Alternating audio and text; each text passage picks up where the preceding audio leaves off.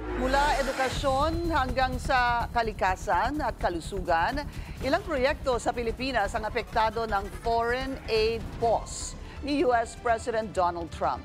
Narito ang special agenda report ng ating Foreign Affairs Editor, Jamela Alindogan. Wala pang isang buwan mula nang maupo sa pwesto, agad lang ipinatupad ni Donald Trump ang kanyang America First agenda. Isa sa kanyang unang kautusan, ang malawakang pag-freeze ng US foreign aid ay nagdulot ng malaking epekto sa buong mundo. Sa Pilipinas, hindi bababa sa mahigit 30 na proyekto ang naantala. Serbisyong pangkalusugan, edukasyon, pangangalaga sa kagubatan, at maging ang programang pang-edukasyon sa Bangsamoro, lahat ito ay apektado. Sa pagtatangkang bawasan ng pinsala, itinalaga ni Trump si US Secretary of State Marco Rubio bilang pansamantalang administrator ng United States Agency for International Development o USAID. Isang ahensyang matinding tinamaan ng hakbang ng administrasyon upang higpitan ang paggastos ng gobyerno. Si Elon Musk at ang tinaguriang Department of Government Efficiency ang nasa likod ng planong ito, pero hindi nito napawi ang pangamba. It has already impacted it. The 90-day pause, they've suspended or canceled all of the health and environmental development programs. There are several types of programs that they have for AIDS. One is the Presidential Emergency Fund for AIDS Relief, or PEPFAR.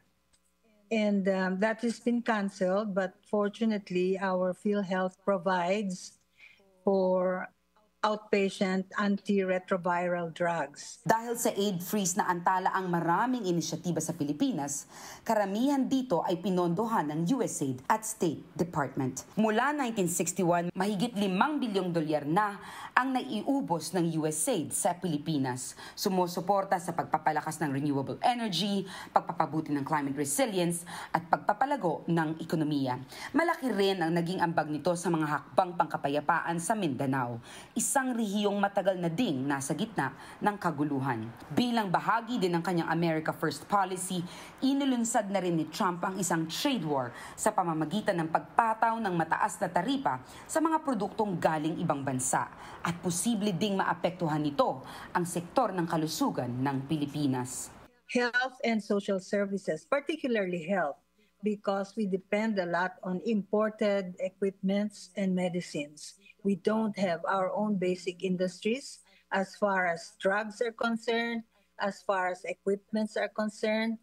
And if they stop providing us or increase the tariff to those things, then that is going to impact on the welfare of Filipinos. So I guess that's something we need to do.